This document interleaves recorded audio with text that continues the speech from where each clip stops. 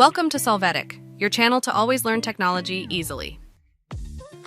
Below in the description, you will find useful links we used in this video.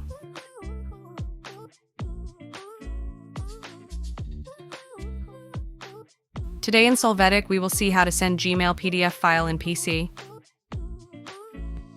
Open your Gmail account. There, click on Compose. After this, select the recipient of the PDF file. Enter a subject and, if you wish, the body of the message.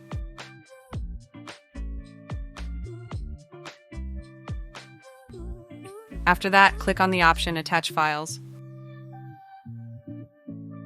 Select the PDF file and click on Open. Wait for the document to be loaded.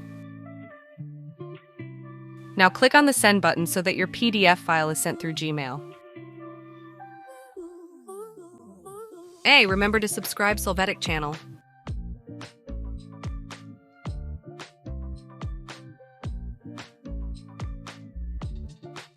We hope it has been helpful for you. Here are links to watch more videos of your interest and subscribe to the Solvetic channel. Thank you.